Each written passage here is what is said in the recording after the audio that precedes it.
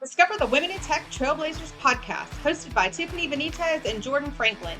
Here, the complexities of being a woman in the tech industry are unraveled through discussions on key issues, personal growth, and how to succeed despite systematic challenges. It's a source of empowerment and inspiration for all women at all stages of their tech careers. Welcome to Women in Tech Trailblazers podcast. We are so excited to have you guys on today. And I'm even more excited to introduce you to our amazing guest today. We have the phenomenal Dee Davis with us. Dee is currently an SVP of Human Resources with Tyson Foods. She leads all of the domestic business units. She hails from Louisiana and has spent the bulk of her career as a woman leader navigating in the male-dominated spaces. Who feels that one? Definitely me. When Dee is not working, she spends the bulk of her time reading, love me some books, cooking all types of Cajun food, and being a resident dance auntie. I love that. Dee concentrates on topics relative to radical authenticity, exactly why we're here, ladies and gentlemen, and bringing your full self to work. Now, I can tell you that is more than just a bio, because Dee is the most authentic person. She's not going to sit here and read you off her 5,000 credentials. Like, she's going to tell you, like, I'm real and I'm just here to be real. So when I got her bio, I definitely was like, this is Dee, right? She's just going to tell you the real deal of, like, who she is and what she's doing, and she lives that out for us as female leaders every single day. So thank you for being here, Dee. Thanks. Thank you. Thank you. So I just want to set the theme of the podcast for today. We all know the purpose of our podcast is to talk about all things we deal with, especially as women, that no one seems to address or talk about.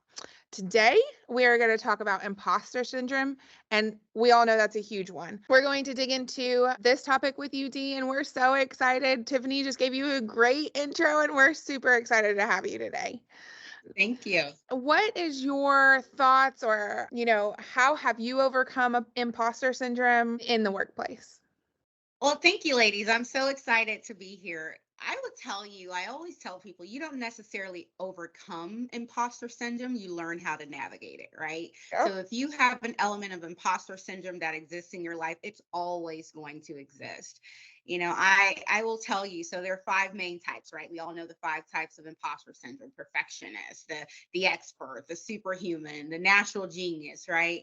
I am an individual who's kind of suffered from a combination of 2. So a little bit of an expert, a little bit of a superhuman, right? Have some soloist tendencies depending on what's going on. And so I have spent the bulk of my career just figuring out how to call out when that's happening, right? When do I feel those emotions starting to creep up? When do I start having that element of self-doubt?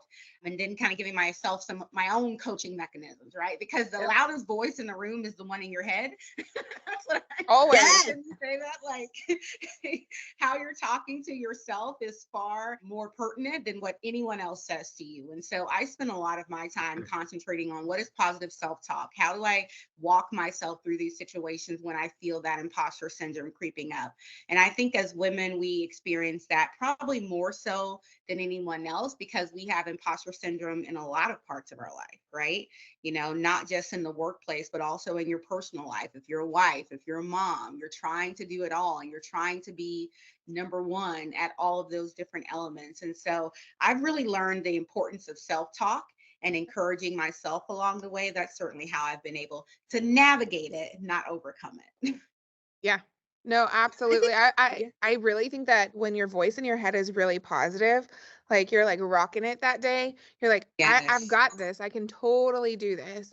But, the moment that you let yourself doubt you is the moment that you're like, oh, how's it going? It's creeping in. Yep. Yeah. It's the most frequent. Yeah. Like, let's just be real, okay? Because that's who we are. That's what we are. Like, this is something we deal with all the time. I don't care how much you've overcome. I don't care how much confidence you have, right? You get to maybe a better state of how often you have to like shove it out. But I think it's always going to be a reality. And it's more, how do we navigate, to your point, Dee? And I think another key thing is that we as women are not the only ones that deal with imposter syndrome. Like, everyone deals with it. But what I think is really important to hone into is that women deal with it in a very different way. And so, Dee, Yes. you've got this is your specialty, which is why we wanted to have you here today. I will never forget hearing you speak about imposter syndrome the first time. And I'm not just telling you this because you're here.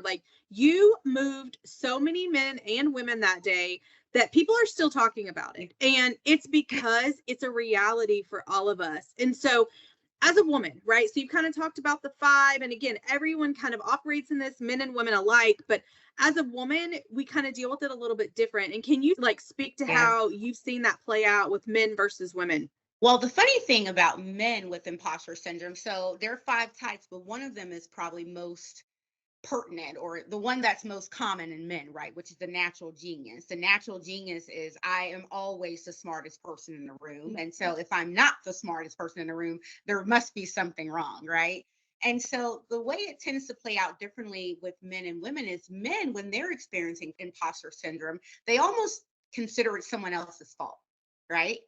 I would know all this and I would have all this information if everybody else was doing what they were supposed to do, as opposed to turning it inward, which is what women tend to do, right? We're going to self-reflect and say, there's a deficiency within me as an individual that I'm not able to accomplish this, or I'm not able to juggle all these many things. And so men and women experience it very differently. I tell a lot of folks, when you're in an environment, right? We all work in these male dominated spaces. Definitely the bulk of my career has been in them.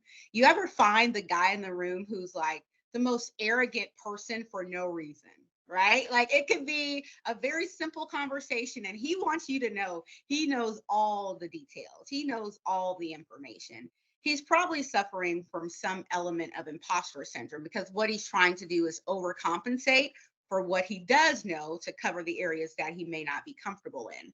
In that same scenario, you'll have a woman in the room who maybe just gave a really killer presentation. And when she sits down and you say, "Oh, great job," she'll say, "Oh, I got lucky. Oh, it was okay." She tends to downplay those very same accomplishments that if you gave that compliment to the man in the room, he would have said, "I know that, thank you," right? Whereas the woman's going to say, probably not. And so you see that dynamic play out in so many environments. And the data tells us that around 2/3 of people experience some level of imposter syndrome. And so it's going to just come up at different elements of your life. You may experience it in the workplace, you may experience it in your personal life. So it's a very common phenomenon. But with men, because they tend to not talk about it, and it tends to come across as arrogance or overconfidence, people don't think that's what it is, right? They think, oh, he's just a jerk. Yeah. But the reality is he's probably experiencing the same type of feelings you are. They're just manifesting differently. And so I think because women tend to be more vocal, which is a good thing, it sometimes appears that we're experiencing it more often when that may not always be the case. Yeah. No, I 100% agree with you. I feel like seeking those people out and taking them personally, this is what I like to do. It's hey, I mean, you were kind of off in that meeting, or you were a little more sure of yourself than normal. What's going on, right? And really having that heart to heart, because it's we've all been there. Like you and Tiffany just said, Yes. we've all been there. It's not like we enter the workforce and know exactly what we're going to do magically and how to do it just because we went to school, right? Or even didn't, right? And it's on the job learning. But I think when you're humble about that, it kind of helps a little bit. It also helps to have great mentors. But how would you say that, how does imposter syndrome impact career progression and professional development, especially for women, but it also impacts it for men too, right? If you're overly sure of yourself and you don't produce, then Right. You don't recognize your own gaps. I'll say that it's kind of a similar scenario, the way it comes up for men and women. I would say the biggest way it can kind of impact women, and I'll give you an example, about myself, right? The biggest way it impacts us is we are more hesitant to go after bigger opportunities because we're thinking, I may not be ready. I may not be good enough. I remember I was having a conversation with a male colleague a couple of years ago, and he had reproached me about taking on a new opportunity. And I was like, no, I don't think so. I have some gaps. And he literally said to me, that's what's wrong with you women. He was like, if I would have told a man this, he would have jumped at the opportunity, right? And women, we will want to check every single box. And that has come up even in my current position, right? There are things that I'm like, my job has expanded over and over and over again. And I've said to myself, like, oh my goodness, like, am I ready? Can I do that? But I know if I was on the other side of that equation, I probably would have jumped at it. And so for women, we always feel like we have to check all the boxes, and it can be so limiting to your career growth because you spend so much time doubting yourself. Even if you are the best, most qualified person in the room, you're not sure of it. And it can begin to kind of become a self-fulfilling prophecy, right? Think about how many women will remain at the same level of their career much longer than they probably should have because they are so nervous about stepping out and taking the next step. And a lot of that is because of imposter syndrome, because you don't want to be the one in the room who's not 100% ready. But I will tell you, since I work in HR, no one is ever 100% ready for a job. I've never met a 100% ready person in my life. And I think for women, like being comfortable and knowing that, like, you know, the person sitting next to you wasn't 100% ready either. And in most jobs, you're going to continue to learn and grow as you do. And so I think for women, learning how to feel comfortable and learning how to know that it's okay to take a chance, that's going to have to come from that navigating that imposter syndrome, like giving yourself the positive motivation that you can take on more, even if you don't check all the boxes. Well, and Dee, I think there is, not I think, but there is a lot of information behind supporting that imposter syndrome. Also, like with women, they don't ask for top dollar, right? Because, oh, well, I didn't check one box, so maybe I'll like deduct that from my salary, 10K or whatever, right? And I think it's also having the confidence in yourself that, yeah, I don't check that box, but I can, and I know I can. So I'm going to ask, the range is 100 to 150. I'm going to ask for 145, right? But I know I'm worth that, right? And so it's also knowing that you're worth it, and knowing that you can, if you're lacking something, that you can also still learn it, right? Like knowing that you deserve it is the biggest part of it. Yeah. Because, if you don't feel that you deserve something, you're going to take the low ball. You're going to take whatever's given to you. And, it's really that piece. And, Tiffany's heard me say this before. I call imposter syndrome, I don't deserve it disease. Because that's a lot of what it is. It's you telling yourself, well, I don't really deserve to be in the room. I don't really deserve this success, etc. And so if you don't think you deserve something, you're much more likely to sit back and take whatever's given to you. And so definitely when it comes to negotiating salaries, I mean, women, we do not negotiate our salaries nearly at the same level as men do. And so that's why we have some of the pay gap discrepancies. And if you don't have someone advocating for you, telling you to do that, you never will, I think it's so like interesting though that we as women are like fighters. Okay, like we are warriors. Like let's just be real. Okay, I don't even care if you're not an extrovert. Like you're just quite like we are warriors. Like we battle all the time. Yeah. Like, we will like go battle for anyone and everyone else. Mess with the mom's kids. Mess with the husband. Mess with the best friend. But we don't fight for ourselves in that same way that we're so willing to fight for everyone else. And when I think about it, I'm like, okay, so we talked about how we deal with this a lot, that we always deal with it, but how do we start recognizing, Dee, like what are some of those key moments or things that start to surface where we can recognize, hey, imposter syndrome is starting to creep up. And so I need to like make sure to address it or navigate it. Like you said, like, what does that look like? Like, when does it start to raise its head, and how do we really recognize that as women? Let's take a moment to thank our sponsors, Women in Technology of Northwest Arkansas and Gumption at my-gumption.com for their support. Their contributions are critical in bringing these meaningful conversations to you. Stick around for more engaging discussions right after this break. It's kind of those things that you consider kind of be day-to-day interactions. How comfortable are you accepting compliments? Right? Like if you are a person who gets uncomfortable when someone compliments you, you probably have some level of imposter. And I don't mean like they compliment you and say nice dress or nice hair, but if they compliment you on something related to your professional work and you're like, oh, it was okay, something of that nature. You probably there's that imposter syndrome creeping in. Or if something happens, like I talked about earlier, and you say, oh, I got lucky. Yep. I got lucky, oh, that was okay. And you're kind of downplaying a lot of your accomplishments. Another thing that I tell people about that they don't always recognize as an element of imposter syndrome, there's almost this, what I call it, you start othering yourself in a room. So what I mean by that is you go into a room of people and you're looking around and you're comparing yourself to everyone subconsciously, right? Maybe you guys are all at the same level and you're like, well, such and such is really good at this, and you're doing a lot of comparison. That is a true element of experiencing or imposter syndrome creeping in, because now what happens is I spent all that time comparing myself to you. I went home and thought to myself, you're not good enough. You're not as good as Jack. You're not as good as Johnny, right?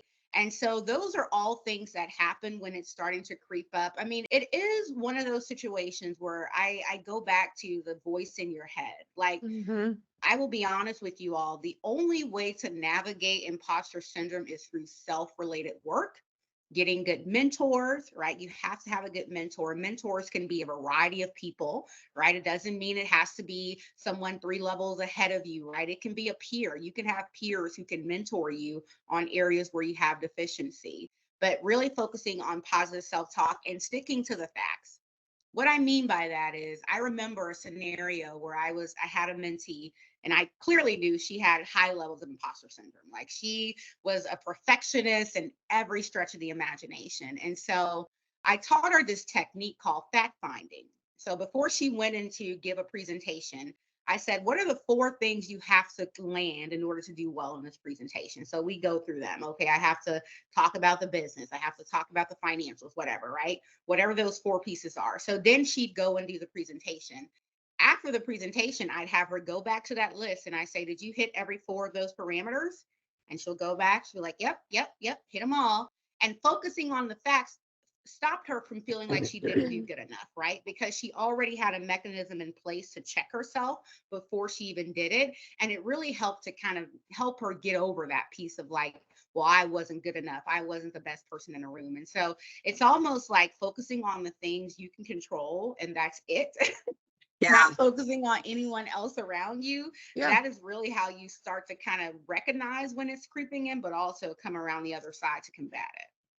It's like when you're teaching your children, like, you can only control your actions. You don't need to worry about anyone else's actions. You can only control your actions. But it's the same thing for us, right? Like, we can only control what we tell ourselves, and we're our worst critic.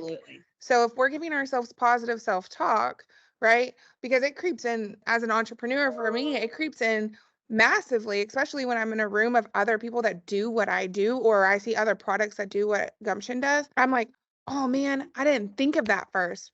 But Google also didn't think of their product first, but we all use it, right? So like, that's my talk stream to me, is like, hey, Google wasn't the first. Like, just remind myself that I don't have to be the first, I just have to be the best, and I can get there. I'll figure it out. I don't have to have all the ideas and answers right now. But I think being open, I really think something that you harped on or pointed out too was, mentorship. I think that's a big thing that Tiffany and I, it comes up in every conversation we have, is really finding those impactful mentors that speak and pour into you, right? So, has there been one impactful woman in your life and career that really stands out? Women or men are great mentors too. So who would that be for you? I had one of each, but I will talk about the woman who I think changed my career. So this was a long time ago, before I date myself, but I had gotten into my first leadership position in HR, and I was in my 20s, right? I was fairly young, and people that were reporting to me were much older. And my boss at the time, that imposter syndrome was creeping in. I was like, oh my God, how am I going to tell them what to do? I don't understand this. I've never done this before. She took me to dinner. I'll never forget it. And she looked at me and she said, why did I hire you? And I was like, what? What does that mean? She said, why did I hire you? And I walked through what I thought, like, I was like, because of my resume. And she said, I didn't hire you because of how old you were. And she said, so I need you to stop worrying about that. And it literally it stopped the entire conversation. And it was so crazy to hear her say that, because I knew that, but it kind of made me stop doubting it in myself. And then she was my boss, but she was also an impactful mentor for at least the next 10 years of my life. I mean, as I moved throughout that organization, got promoted, she continued to kind of be a part of my path. And she was always kind of my checks and balances. When I was starting to doubt if I should be in the room, if I'm the right person, I always went back to that conversation of, why did I hire you? And I think sometimes for women, we have to anchor on what we know we're good at, right? Because if you spend so much time concentrating on your deficiencies, you're going to be searching forever. We all have deficiencies. I've been doing this for over 20 years and I still have deficiencies. And so I always say, I go back to Dee, what are you good at? Why did they hire you? And that was really my anchoring moment. But I will tell you, her taking me to this, recognizing, right? She had a good mentor recognizes what you don't say. Because I had never at once said anything to her about me being concerned about how old I was and me navigating, trying to lead people who were much older than me. I'd never said that to her. And she recognized it, right? She saw it in me and she called it out. And I think if you find mentors who can see the gaps or the challenges that you're facing before you even say anything, you've got a good one. And I think for women, they are so important. You can have mentors. Like I was talking to my HR team today about a peer mentor, right? It doesn't have to be someone in a higher level position. It can be a peer who's really good at something that you're struggling in. They can be a mentor for you too. And so I think they're so critical to women leaders. I encourage everyone. I still have a mentor to this day, and I mentor a lot of people because I think it's so critical in order to be successful to have an ally in your corner. Absolutely. Why do we focus so hard on the discrepancies? Why are we always looking at what we're short at and trying to be better where we're short? Why don't we look at the things that we're amazing at and spend our energy being really amazing at those things instead of saying oh, I'm only okay at this thing, so I'm going to go spend all my energy being better. And listen, if you're not called to that thing, you're never going to be good at it anyway. So you're just going to feel defeated forever. So stop. But you know why though? But you know why though? Because people consider it arrogant if you talk about what you're good at, right? And for women, you never want to be seen as arrogant, right? No. You never want to be seen as cocky as a woman. And so you focus on those things you're not good at because people will think and I am a firm believer, and I will say this, you have to have a little bit of arrogance in you to be successful. You've got to get a little arrogant. You got to get a little cocky. You got to know that you're the best. Well, no, if you don't know, who's going to know? Is that what you were going to say? Yes, I was about to say, if you're not your biggest cheerleader and you're pushing to be the best you can be, which my parents always used to say, I go back to kid talk, right? And my parents always used to say, you can be a hairdresser or a painter, but you better be the best one out there because that's the only way you're going to be successful at it.